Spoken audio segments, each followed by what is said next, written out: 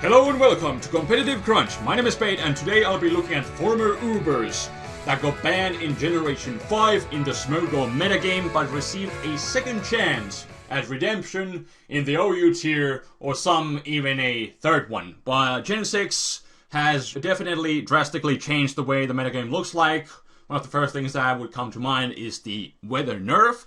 So our Pokemon such as Excadrill and Thundurus and Tornadus-T that relied on weather more or less, are they broken in this generation? And things like Deoxys brothers here, are they broken now with the buff that Defog got? Because these two are known for setting up entry hazards, and now that there's another way to deal with entry hazards, could these Pokemon actually stay in the OU metagame now? Perhaps. Perhaps not. And then lots of moves like Thunder, Hurricane, Hidden Power, Bolt Beam, Flamethrower. Those moves got nerfed in this gen.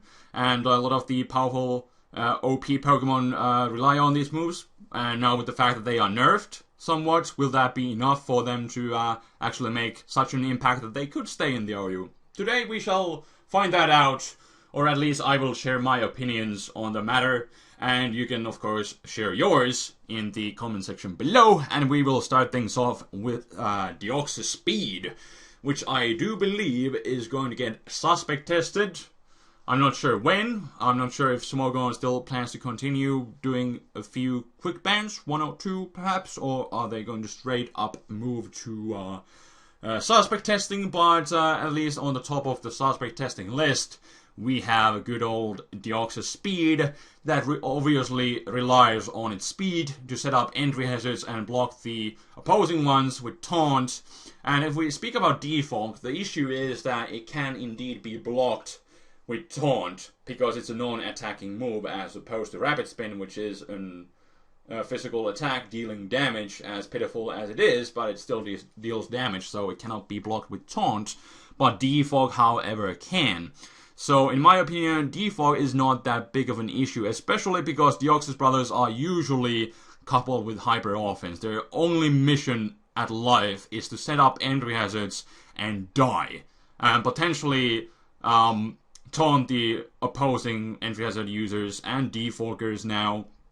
And if there's a rapid spinner, they usually also have a coverage move to deal with them. And if we think about coverage moves that Deoxys brothers could potentially have, you have moves such as Ice Beam, Thunderbolt, Hidden Power Fire, Fire Punch, Superpower, Psycho Boost that can usually deal with the opposing spinners that would try to stop your shenanigans. And then if we think about the support, you obviously have the entry hazards, Stealth Rock Spikes, and then you also have the option to set up dual screens. That's what these two can do. And of course taunt to set up to stop the opposing shenanigans, walls that try to set up their hazards. And then of course you got Magic Coat that you can bounce back hazards with, especially Deoxys defense. Usually use that to stop opposing taunters, and then proceed to set up its hazards after that. And then also with Deoxys defense, in the previous metagame at least, it got to a point where Deoxys, some people decided to use a skill swap on Deoxys defense because of magic bounce users like Xatu and Espeon.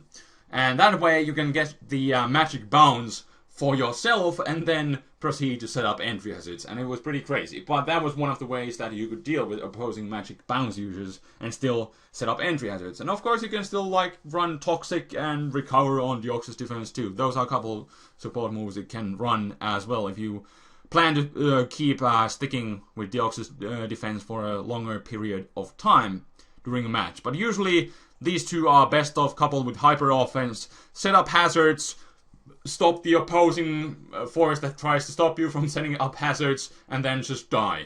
That's the goal that these two really have in life.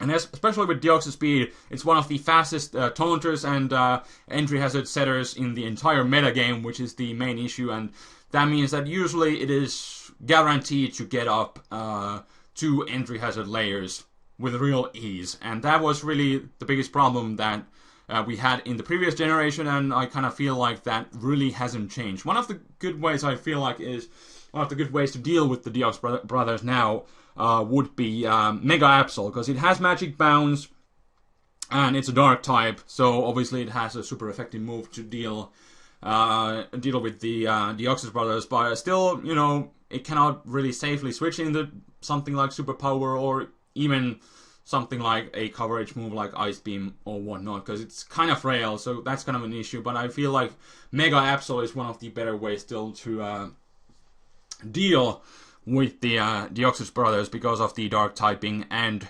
the Magic Bounce. But still, I kind of feel like it's not going to be enough, and in my opinion, Deoxys brothers still should get banned, because when you couple them with hyper offense and the fact that you can just stop opposing rapid spinners and default users with coverage moves or taunt, that means that they're still able to do what they're supposed to do and get off guaranteed 2 entry hazard layers with ease, and that is definitely a problem for the metagame. But in my opinion, because of that, they should go. But anyways, you can leave your thoughts in the comment section below. But let's just move on. I'll try to just make some brief comments, although these obviously may just end up dragging out for too long. Let's look at Excadrill right here. Now, what the hell is Rototiller? This attack is of grass Pokemon. Rototiller. Okay, that's a move. Okay, cool. Well, it doesn't seem to be anything game-changing for Excadrill, but it just kind of sounds funny. I probably butchered how you pronounce that. I have no idea what Rototiller even means. Is that some sort of gardening term or something? I don't know. Anyways, getting back to the point, Rototiller is still funny. Somebody let me know.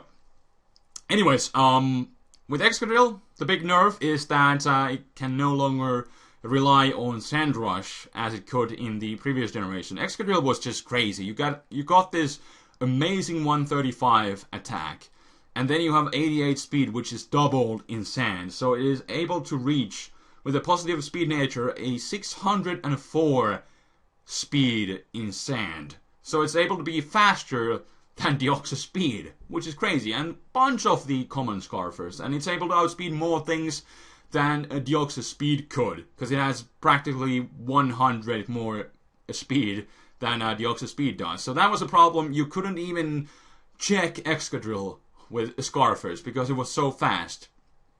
And coupled with the solid steel ground typing, it easily found opportunities to set up Sword Stance on the Switch, and it could also provide you with rapid spin support in the previous generation. But now, with the fact that Sand Rush isn't as useful because of the sand nerf, because no perma weather, obviously, Excadrill is, in my opinion, definitely not as broken, and you may have experienced the same yourself if you have been playing Pokemon competitively now in Generation 6. And also there are things like Gourgeist and Trevenant, which are now pretty good ways to deal with Excadrill. I guess Excadrill could be carrying like Shadow Claw, but usually it just doesn't want to.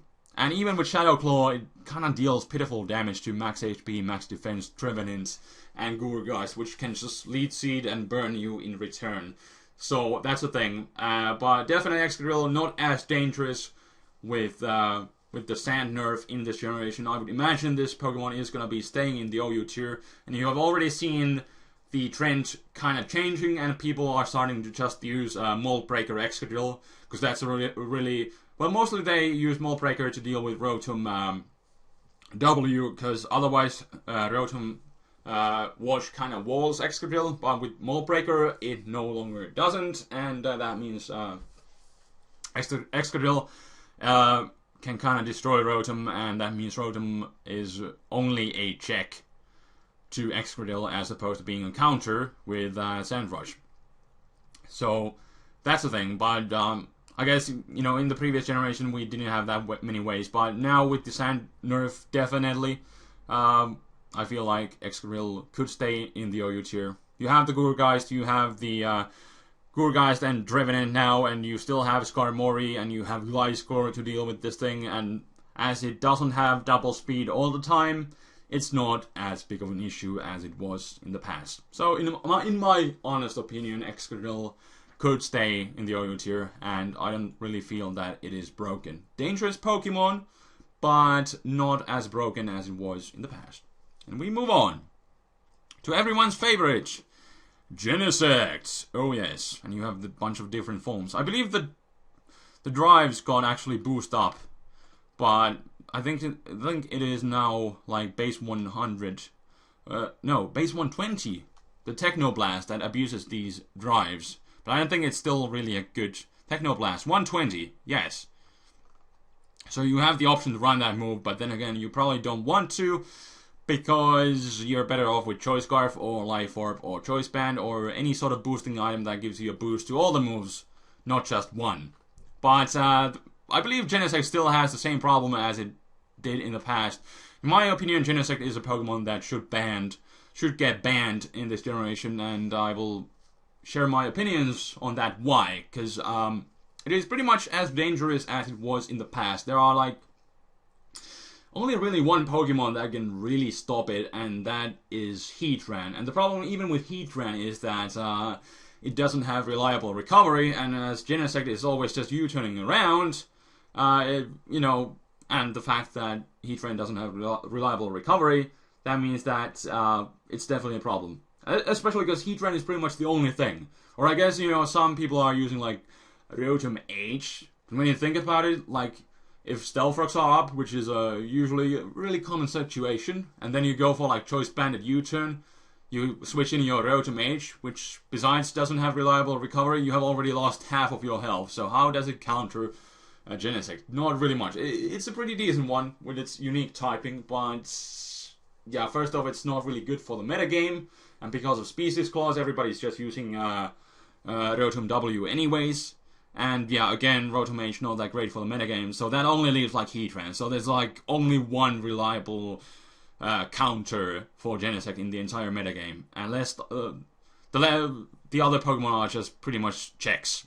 And also, Genesect also gained Extreme Speed and Blaze Kick and Shift Gear, so it has few other options that it didn't have in the previous generation. Of course, when you think about physical Genesect, it doesn't have as great coverage moves when it comes to the special one, but it still has the option to be physical, and that means those things that would usually kind of wall Genesect are suddenly not, you know, able to do that. And I guess one of the decent ways to deal with Genesect now would be like with Mega Venusaur, because it has thick fat. But try switching into like Choice Banded +1 download boosted U-turn. So yeah, it probably doesn't go too well. Especially because Venusaur, I guess it could have like Synthesis for recovery, but it doesn't have Leftovers, which kind of hurts it. So something like Mega Venusaur is only a check. And download, coupled with its great stats, is really an issue, because practically it gains a Choice Band or Choice Specs every time it comes in. And in Gen 5 it led to a point where people were starting to specifically IV their defenses with their Pokemon so that they wouldn't be giving Genesect a special attack boost, because that is how Genesect usually sweeps your team. Because it has Flamethrower, Ice Beam, Thunderbolt, Bug Buzz, all those coverage moves. And yeah, because of that, people started specifically IVing their defenses so that Genesect would be getting the wrong boost. And that, if anything, is really over-centralizing. And I believe that has not really changed. And Genesect just... It's a Pokemon that you can put on every team. And it's really difficult to... Because of the nature of it, it's really difficult to deal with. You think it's gonna go for the special attack, but then it could be just U-turning on you. And it's... The lack of counters is what makes Genesect truly broken. And if you think about like Fairy types, you know, you could still be running like Flash Cannon, or better yet, Iron Head, and a physical one to destroy those Fairy types. So that is another issue. Like the new Fairy types don't deal with Genesect at all, because it's Steel types, and Fairies are weak to Steel. So in my opinion, like I haven't found any new methods to really deal with Genesect. And now the Choice Band set is even better, because you can run Or I guess it could be arguable, but Choice Band Genesect can now run Extreme Speed, one of the most powerful priorities in the entire game, so Genesect has the option to do that, although it's forced to be, I believe, shiny and hasty nature, so that's a slight issue, but Genesect has the option for the powerful priority now too, which it didn't have in the past. Not to mention it's not even the flagship set why it should be considered banned, because usually it's the Choice Scarf set that is the most common, but besides that it has options to do. But the fact is that even as common as the Choice Scarf set is, and even as obvious as it is, you really have no ways to really deal with it, because it can be just you turning around and then napping kills every now and then, and simply again the lack of counters is what, in my opinion, should lead into the ban of this monstrosity known as Genesect. Nothing has really changed. It is as broken as it was in the past, and most likely it will get suspect tested, or perhaps just quick banned. I think they could just quick ban Genesect, in my opinion. But yeah, a great offensive pivot. It can fit on every team, and it kind of just hinders down team building, because you kind of have to deal with it, but you just can't. And it's not like you can just put Heatran on every team. So it kind of hurts the development of the entire meta game, because Genesect is just everywhere and it's just so good, and you have really no ways to deal with it, and it's a broken piece of shite. So in my opinion, it should go. Although I'm having fun and I enjoy using it because it's a really good Pokemon, but it's not healthy for the metagame, so it should still go. And we move on. And next on the list, we got the Genies. Let's start with good old Thundurus. Thundurus is a Pokemon that got banned in the previous generation. And now with the weather nerf, it cannot spam Thunder as freely, and also the Thunderbolt got nerfed, and also Hidden Power got nerfed. And Hidden Power Ice was usually what Thundurus relied on coverage, but it still has Nasty Plot, and you can couple that with Thunderbolt, and you have a really dangerous sweeper in your hands. And also something that Thundurus can do is support your team with Prankster Thunderwave, although I think Klefki has kind of taken that place, to be honest. But it still has the option to do that. But Thundurus is still definitely a dangerous Pokemon, but definitely it doesn't rely on weather as much. But it was kind of just the last straw in the previous generation, because Life Orb Stab Thunder in the rain, which never misses, was just... it was crazy good. It was crazy powerful. It destroys most things that even resisted, because you get +2, and then you just spam Thunder, and you are pretty much good to go. But now you can no longer do that, and the Thunderbolt did also get nerfed, but I don't know, kind of hard for me to say should Thundurus get the Banhammer, because yeah, it's still really good without weather. It was, but there are these things that did there are these things that kind of hurt it in this generation, which I mentioned. The Thunderbolt nerf and the Thunder and the lack of perma-weather, but those were kind of just the tip of the iceberg. Thundurus is still definitely a dangerous Pokemon when you couple that with the Nasty Plot. So, I don't know. In my opinion, kind of hard to say. I wouldn't see it a top-tier threat at the moment. At least when I've been playing Pokemon Bank OU, I haven't really seen Thundurus too much, and now you do have all the especially defensive fairy types. I don't know if they will be enough to stop the onslaught of Thundurus. Perhaps, maybe not. I guess one of the things is that now you can no longer paralyze Thundurus, so that would be one of the benefits that Thundurus received in this generation, because of the buff that electric types in general got. But still, I don't know. In my opinion, at least at the moment, it doesn't seem like a broken Pokemon. Like, it's a really dangerous special sweeper, but well, when you think about countering this thing, Well, it does have all those coverage moves. Like, if you think of Ferrothorn, it may have Focus Blast. So, that is something that just may lead up to the ban of Thundurus. It's really hard to, like, directly counter, because it is just so powerful that, you know, I guess Blissey would be a pretty decent way to deal with it, but I still think a Life Orb Focus Blast is going to do a bunch of damage to it. And now Blissey can Thunder Wave it, so I guess that's a decent issue that it would have, but still Blissey can wall it to an extent. But I guess it could be running a physical set. Really nothing stops it from it, except the limited physical move pool. Although I believe there's superpower somewhere. There should be.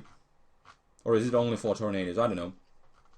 But Thunder is still definitely a really dangerous Pokemon, and I think it's gonna require the metagame to develop more before we can see the full potential of Thundurus.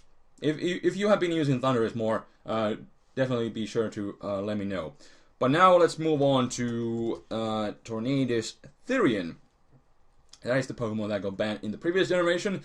It was known for its unique speed tier of 121, allowing it to outspeed things like Alakazam by 1 point, and also good old Ductrio.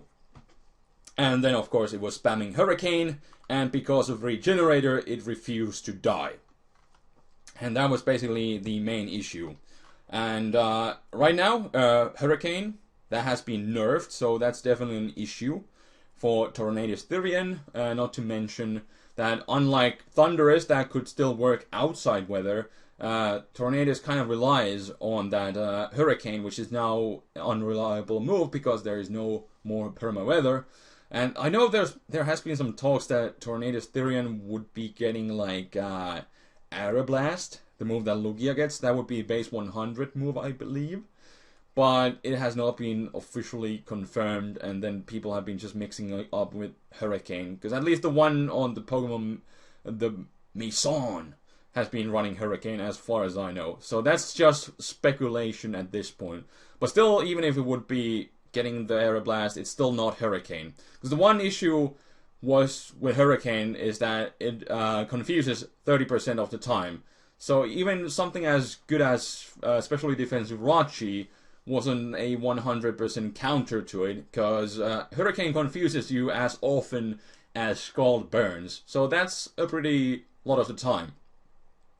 So that was another issue with Tornadus. But now the fact is that it cannot as easily abuse the Hurricane because there's no perma-weather, not to mention that the move itself got nerfed.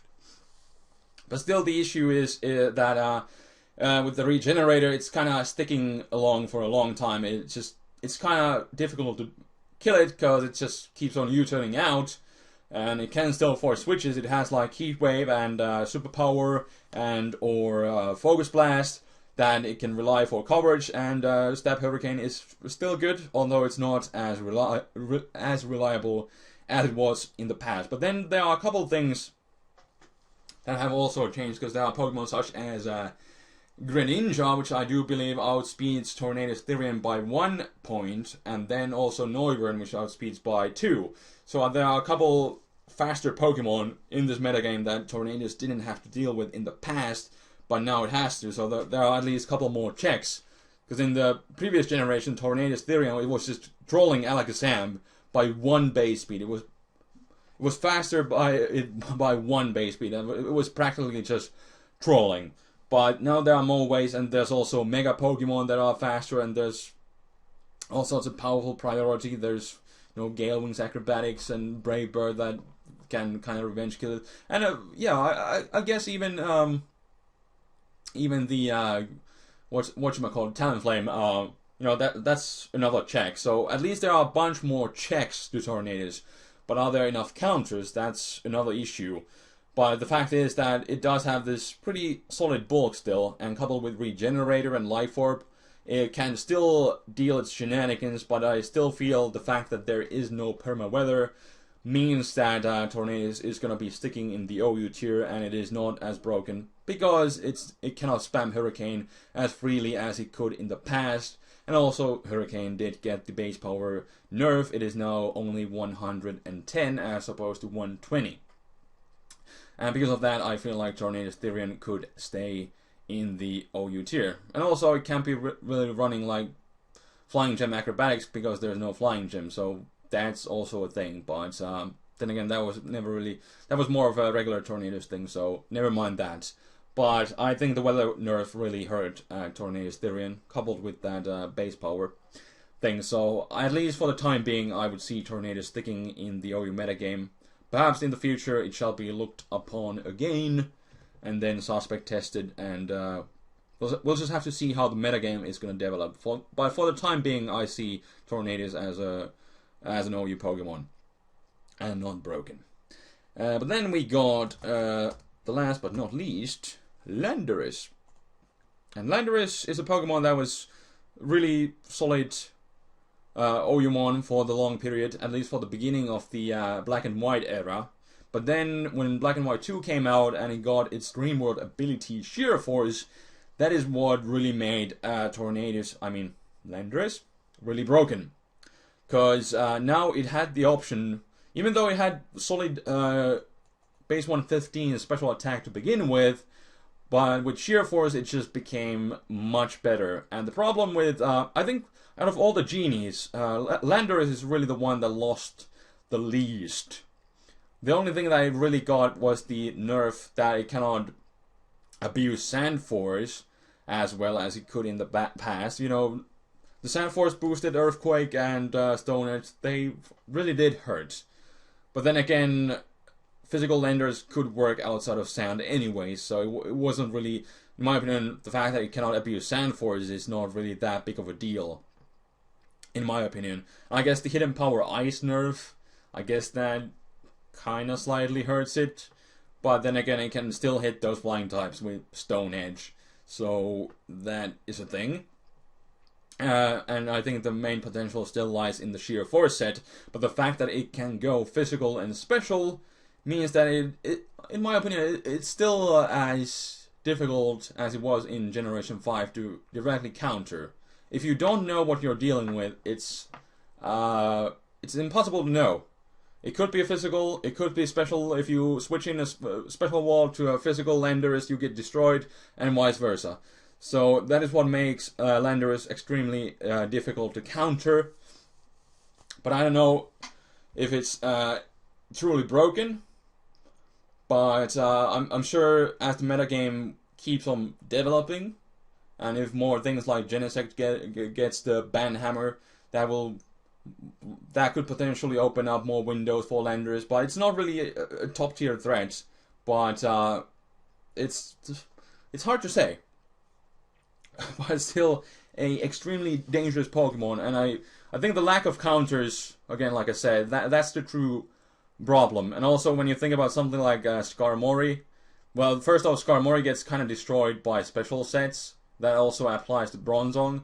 And then Landorus could still be running Gravity to destroy all those guys altogether, even easier than it could before. So that's also an issue. It practically has an answer for every potential counter, and that's the main issue with Landorus.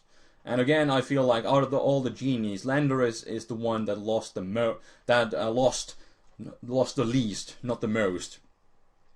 So that is what could potentially eventually lead to the ban of Landorus again, because of it really just cannot be directly countered. There is not a single Pokemon that could switch, or 100% of the time could switch into all the potential sets that Landorus could potentially have. So if you don't do proper scouting, you're gonna end up losing your Pokemon that you thought was a counter, and suddenly it isn't at all because of the nature of Landorus. The fact that it can go physical, it can go special, it has those utility moves like Gravity to destroy the few least counters that it could potentially have. So that I believe is the biggest problem of Landorus that could definitely lead up to at least the suspect testing of good old Landorus. And then we have Manaphy, and that Pokemon, that was not this Pokemon did not remain in the OU tier for long in the previous generation because of the perma weather. It was given a chance, but especially coupled with the buff that it got in the previous generation, with the Tail Globe giving you +3 special attack instead of +2. That made Manaphy extremely broken, and especially coupled with hydration and perma-rain and rest, and its solid bulk and solid offenses. You know, it's one of these cute base 100 legendary Pokemon. That made it really broken in the last generation. But now, obviously, Manaphy does not have perma-rain, so it's not as easily abusable as it was in the past. Although Manaphy is still a really dangerous Pokemon because it has the bulk to take even super effective hits, and it can get +3 in one turn with the Tail Glow. So even special walls like Blissey will have trouble taking like a +3 Life Orb Surf, and it could still maintain itself with like Rain Dance and hydration, so that is an option. So Blissey is not really a 100% counter to it, because you could be running like a mono attacker, or even mono attacker Calm Mindset. That could work out, because something like Gastrodon isn't as good as in this metagame as it was in the past. Not to mention, Manaphy could be running Energy Ball to deal with Gastro, and it also has Ice Beam for coverage. So things like Gastro and Rotom Wash don't really wall it. So what does that really leave us? Like, I guess Ferrothorn would be a decent way to deal with it. I guess that's what they use in the UBERS. But like +3 Ice Beam, and the fact that if you just go for the Scald and burn the Ferrothorn, that doesn't make it as reliable as a counter as you would think. But still, the fact is that without the Permarain, Manaphy is definitely not as big of a problem as it was in the past. But the few times I've been up against this thing, like, it goes for the Tail Glow, and suddenly I have, like, nothing to take a hit from it. And then it's like, I was using Rotom one time, and there was, like, Energy Ball, and I was like, oh, yes, this is a thing. Well, how am I supposed to deal with this thing? Because my check kind of got checked, and then I have nothing to one-shot it, and it's going to take another Pokemon down with me. So you're kind of forced to lose a lot of Pokemon against Menifee. And I guess Mega Venusaur could be a decent way, because of the thick fat again, and being able to retaliate with like Giga Drain and stuff, and heal some health on top of doing a bunch of damage. So I guess that would be a decent way. And then, like, I guess perhaps a Bulmasnow and Mega a Bulmasnow, especially if you're running like more specially defensively orientated one. But then again, that's never really a thing. But in my opinion, the main problem with Manaphy is that it's really difficult to counter. It's easier to check than most things. It's like, when you think about it, it's definitely easier to check than something like Genesect. But still, countering this thing directly, in my opinion, is really difficult. That could potentially lead up to a suspect testing of it. But still, definitely, the weather nerf hurt it, and it's not as dangerous. It's not as broken as it was in Generation 5. But still a dangerous Pokemon, but we shall see. Personally, kind of hard to say. I haven't had that much experience, but besides those bad experiences where I've gotten destroyed by it. But the problem, in my opinion, is that there are still no solid ways to counter it.